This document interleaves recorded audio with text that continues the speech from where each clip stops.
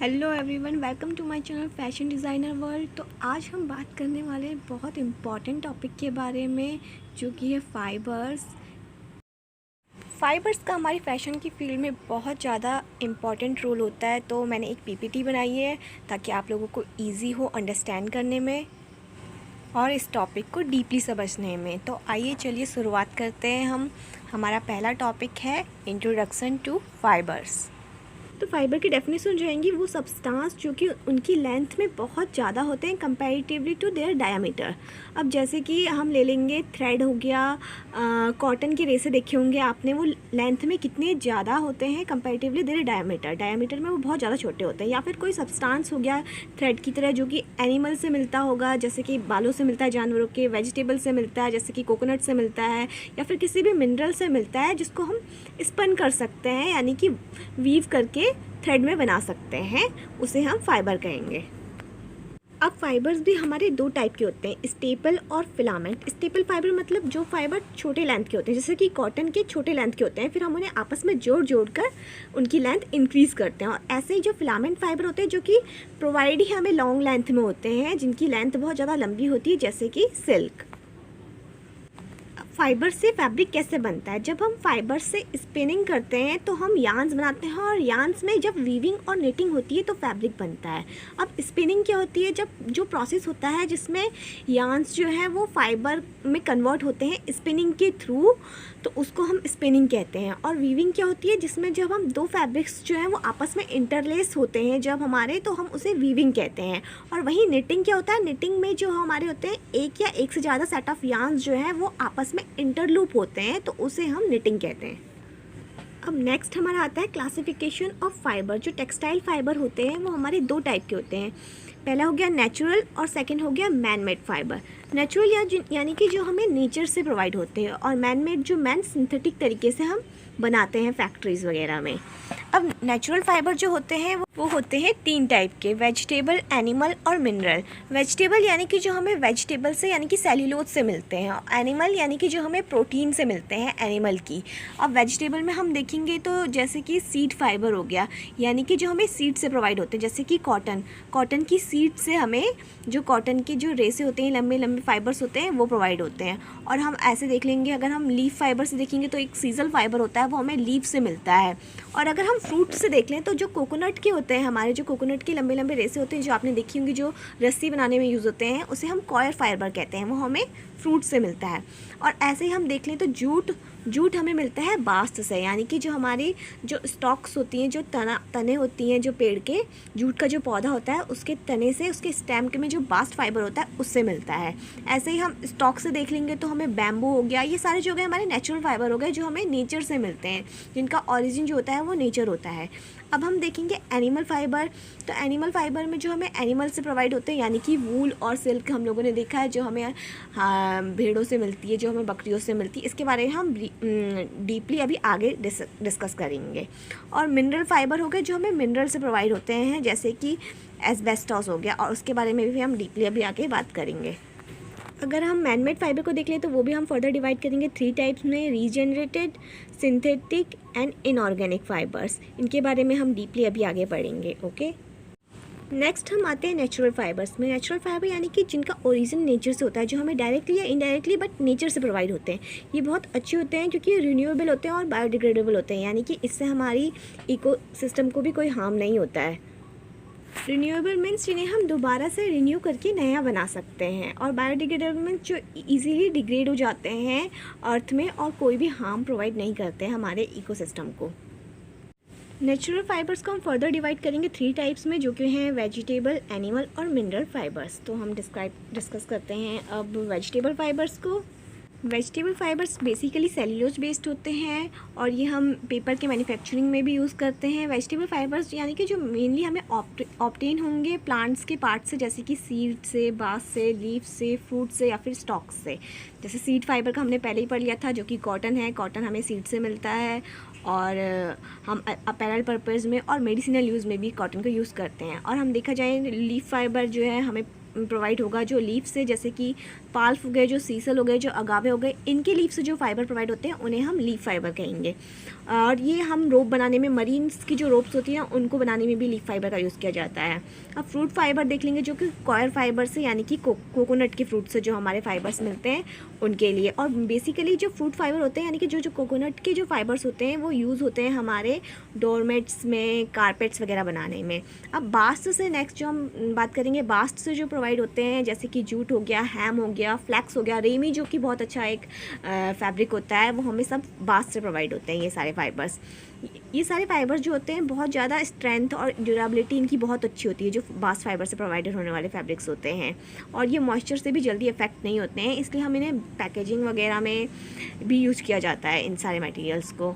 और स्टॉक से अगर हम बात करें, जो हमारे स्टॉक फाइबर होते हैं जो हमें प्रोवाइड होते हैं स्टॉक से प्लांट के, वो हो गए हमारे वीट और अदर जो क्रॉप होते हैं, जो बैम्बू हो गए, जो ग्रास फाइबर हो गए, इनके स्टॉक से जो हमें फाइबर प्रोवाइड होते हैं उनको हम स्टॉक फाइबर्स कहते हैं। नेक्स्ट हम डिस्कस करेंगे कुछ इंपॉर्टेंट वेजिटेबल फाइबर्स को। कॉटन जो होता है हमारा, वो बहुत ही ज़्यादा मोस्ट पॉपुलर नेचुरल फाइबर है। सबने सुना होगा कॉटन के बारे में, कॉटन के सूट्स, कॉटन के एवरीथिंग, सब कुछ, मतलब बेड शीट्स बहुत ही ज़्यादा अच्छी मानी जाती है क्योंकि ये हमें नेचर से प्रोवाइड होने वाला फैब्रिक है। तो इनको हम स्टेपल फाइबर भी कहते हैं, जो हमने पहले डिस्कस कर लिया क्योंकि वो लेंथ में छोटे होते हैं। अब बात करते हैं जो दो best finest cotton in the world है, वो है पीमा और गीज़ा कॉटन। ये दोनों ही, पीमा जो है वो अमेरिका में प्रोड्यूस होता है और गीज़ा कॉटन जो है वो हमारा इजिप्ट में प्रोड्यूस होता है। अगर हम बात करें नेक्स्ट जो हमारा मोस्ट इम्पॉर्टेंट वेजिटेबल फाइबर है वो है लिनन, जो कि हमें फ्लैक्स से प्रोवाइड होता है और ये 2 टाइम्स मोर स्ट्रॉन्गर होता है दैन कॉटन। अगर हम जूट की बात करें तो jute second most popular natural fibre है, जिसे कि हम गोल्डन फाइबर या ब्राउन पेपर के नाम से भी जानते हैं।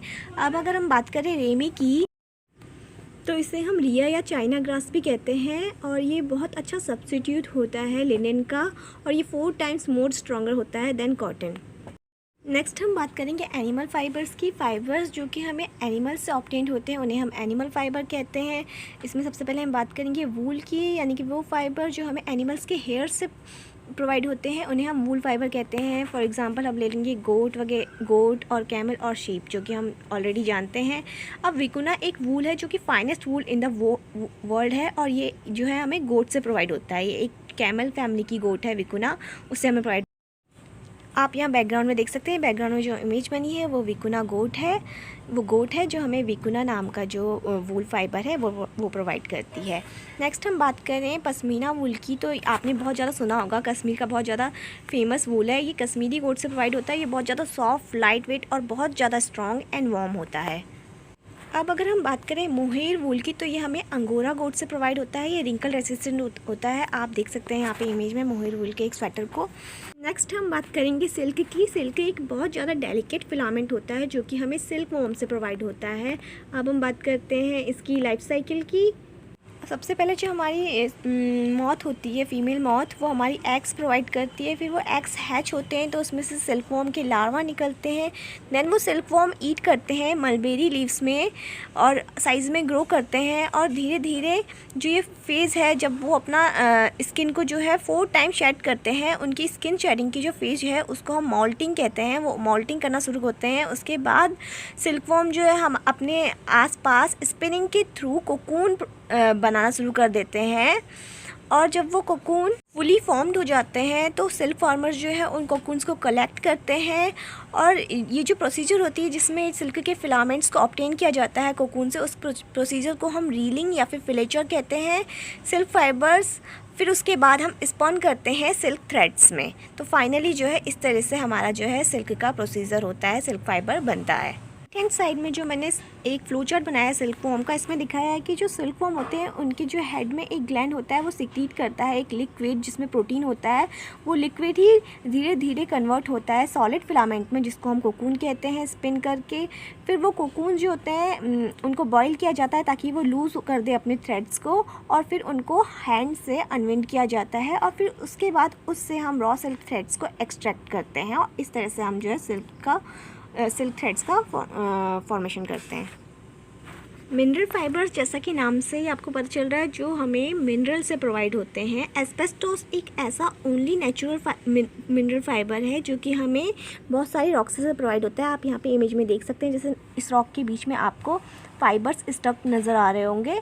ये जो इसमें जो है सिलिकेट, मैग्नीशियम और कैल्शियम वगैरह पाया जाता है और ये एसिड प्रूफ, फ्लेम प्रूफ और रस्ट प्रूफ भी होता है, लेकिन ये कार्सिनोजेनिक होता है, यानी कि इससे जो है कैंसर होने की बहुत ज़्यादा प्रोबेबिलिटी होती है, इसलिए इसका यूज़ जो है बहुत ज़्यादा रेस्ट्रिक्टेड हो रखा है और बहुत सारी कंट्रीज़ में इसका यूज़ बैन भी है।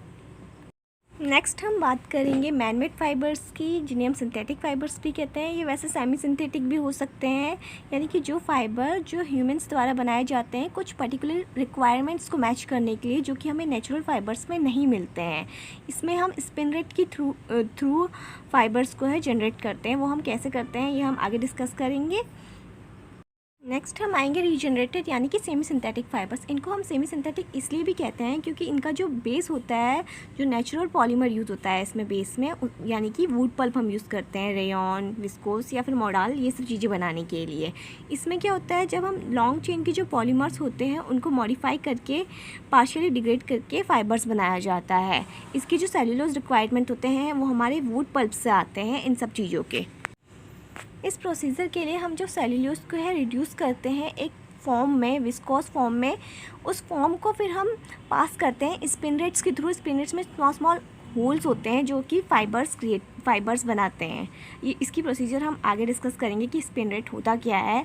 जो विस्कोस होता है हमारा, अगर हम उसे डिस्कस करें तो ये शाइनी होता है और बहुत अच्छे से ड्रेप्स करता है और एब्जॉर्ब भी बहुत अच्छा करता है, लेकिन ये थोड़ा सा लेस स्ट्रॉन्ग होता है। विस्कोस की प्रोसीजर को ही हम मॉडिफाई कर सकते हैं ताकि हमें स्ट्रॉन्गर, लॉन्गर और फ्लेक्सिबल फैब्रिक्स मिले, जो कि होता है हमारा मोडाल।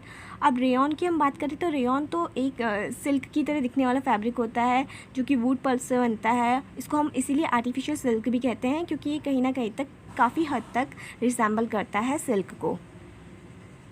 हमारा आता है मैनमेड फाइबर में सिंथेटिक फाइबर। अब सिंथेटिक फाइबर्स पूरी तरीके से मैनमेड होते हैं, यानी कि ये पूरी तरीके से केमिकल से बनते हैं। ये हमारे long chain of repeating units होती हैं जो कि पॉलीमर्स होती हैं, उनसे बनते हैं। जब हमारे बहुत सारे मोनोमर मिलकर पॉलीमर बनाते हैं, और इसके एग्जांपल होंगे हमारे पॉलिएस्टर हो गया, नायलॉन हो गया, एक्रेलिक हो गया। नायलॉन की रोप्स वगैरह देखी होंगी आपने जो आती है ना शाइनी कलर्स में। और स्पेंडेक्स हो गया, यानी कि लाइक्रा, आप लोगों ने सुना होगा, जो हमें फाइबर में स्ट्रेचेबिलिटी चाहिए होती है तो हम लाइक्रा फाइबर का बहुत ज़्यादा यूज़ करते हैं। स्पेंडेक्स यानी कि लाइक्रा को हम बहुत सारे अदर फैब्रिक्स के साथ ब्लेंड करके यूज़ करते हैं उनमें स्ट्रेचेबिलिटी ऐड करने के लिए। अब अगर हम बात करें नायलॉन की तो नायलॉन हमारा फर्स्ट सिंथेटिक फाइबर है और इसको हम रोप बनाने के लिए, स्लीपिंग बैग्स बनाने के लिए, पैरासूट्स बनाने के लिए यूज़ किया जाता है क्योंकि ये बहुत ज़्यादा स्ट्रॉन्गेस्ट फाइबर है। नेक्स्ट हम डिस्कस करेंगे स्पिन रेट को कि स्पिन रेट होता क्या है। Spin rate is a kind of device जिसे हम यूज़ करते हैं मैनमेड फाइबर्स यानी कि सिंथेटिक फाइबर्स को बनाने के लिए। इसमें क्या होता है, इसमें बहुत ज़्यादा छोटे छोटे से होल होते हैं। तो जब हम पॉलीमर का जो सॉल्यूशन होता है, जो हमारा बेस सॉल्यूशन होता है, उसको हम इससे प्रोवाइड कराते हैं, तो जो वो इसके स्मॉल होल से गुजरते हैं तो उसके नीचे हम लोग एक ठंडी सी हवा जो है, कोल्ड एयर, आप यहाँ इमेज में दे सकते हैं, कोल्ड एयर प्रोवाइड की जाती है ताकि जो वो थ्रेड्स हैं वो एकदम से सॉलिड में चेंज हो जाए हमारे। फिर उसके बाद जो हमारे ये लॉन्ग फिलामेंट थ्रेड्स हैं ये हमारे पास ओवर होते हैं फाइबर फिनिश से, और उसके बाद फिर ये स्पिन होने के बाद स्पिनिंग टावर में जाएंगे। उसके बाद फाइनली जो है एक रील जो है वो फॉर्म हो जाती है हमारी सिंथेटिक फाइबर की। अब नेक्स्ट हम डिस्कस करेंगे difference between natural and synthetic fibre. अब नेचुरल फाइबर जो है हमें पता है नेचर से प्रोवाइड होते हैं, सिंथेटिक फाइबर मैन मेड होते हैं। नेचुरल फाइबर की लेंथ हमारी नेचुरली गिवन होती है और इनकी लेंथ जो है सिंथेटिक फाइबर की हम कंट्रोल कर सकते हैं। मोस्टली फिलामेंटली होती है, यानी कि लॉन्ग ही होते हैं। और नेचुरल फाइबर के जो है ये स्टेपल या फिर फिलामेंट फॉर्म दोनों में पाए जाते हैं, जो कि हमने पहले डिस्कस कर लिया है। Next synthetic fibre mostly filament fibre में ही प्रोवाइड होते हैं ये हमें। नेचुरल फाइबर में हमें स्पिन रेट की ज़रूरत नहीं होती है स्पिनिंग प्रोसीजर के लिए, जबकि सिंथेटिक फाइबर में हमें उसकी ज़रूरत होती है। नेचुरल फाइबर में हमें किसी भी केमिकल सॉल्यूशन की ज़रूरत नहीं होती यार्न प्रोडक्शन में, और सिंथेटिक फाइबर में आपको पता है हमें ज़रूरत होती है केमिकल सॉल्यूशन की। नेचुरल फाइबर कंफर्टेबल होते हैं वेयर में, और ये synthetic fibre comparatively less comfortable हम उन्हें कह सकते हैं। नेचुरल फाइबर का फाइबर स्ट्रक्चर हम चेंज नहीं कर सकते, जबकि हम सिंथेटिक फाइबर में हम जैसे चाहे उनका फाइबर स्ट्रक्चर चेंज कर सकते हैं। नेचुरल फाइबर जो होते हैं उनका अपना नेचुरल कलर होता है, जबकि सिंथेटिक फाइबर्स में हम उन्हें अपने अकॉर्डिंग जैसा हम चाहें वैसा उस सॉल्यूशन को कलर दे सकते हैं। मोस्ट ऑफ द टाइम्स ये हाइड्रोफिलिक होते हैं नेचर में नेचुरल फाइबर्स, और जबकि सिंथेटिक फाइबर हाइड्रोफोबिक होते हैं। और नेचुरल फाइबर को हम इजी टू डाई कर सकते हैं, जबकि सिंथेटिक फाइबर कंपैरेटिवली डाई करने में टफ़ होते हैं। मोस्ट ऑफ द केसेस में हमारे नेचुरल फाइबर जो होते हैं वो ऐश बन जाएंगे बर्न के बाद, जबकि सिंथेटिक फाइबर जो होते हैं वो मेल्ट होते हैं जब भी हम उन्हें बर्न करते हैं। तो ये एक जो है बहुत इंपॉर्टेंट डिफरेंस है। नेचुरल फाइबर का प्राइस कंपैरेटिवली हायर होता है क्योंकि इनका प्रोडक्शन टाइम थोड़ा सा जो है लंबा होता है, जबकि सिंथेटिक फाइबर का प्राइस जो है वो थोड़ा सा लेस होता है क्योंकि इनको बनाना इजी होता है कंपैरेटिवली और कम टाइम कंज्यूमिंग होता है। नेचुरल फाइबर एनवायरनमेंट फ्रेंडली होते हैं और ऑफ कोर्स वो एनवायरनमेंट फ्रेंडली नहीं होते हैं सिंथेटिक फाइबर्स। नेचुरल फाइबर हमारे लेस ड्यूरेबल होते हैं, वहीं कंपैरेटिवली सिंथेटिक फाइबर्स हमारे ज़्यादा ड्यूरेबल होते हैं। तो कहीं ना कहीं प्रोज एंड कॉन्स हम देख सकते हैं कि दोनों के होते हैं, बट फिर भी अगर आप पर्सनली मुझसे पूछे तो मैं बोलूँगी कि आपको नेचुरल फाइबर्स की तरफ ज़्यादा जाना चाहिए क्योंकि वो हमारे इकोसिस्टम के लिए बहुत ज़्यादा ज़रूरी है। तो आज के लिए बस इतना ही। थैंक यू पूरा वीडियो देखने के लिए। आई होप आपको फाइबर्स के बारे में बहुत कुछ समझ में आया होगा, बहुत कुछ नया सीखने को मिला होगा। So stay tune for interesting knowledge related to fashion. अब हम आगे अलग टॉपिक्स डिस्क्राइब करेंगे। Thank you so much guys, bye bye.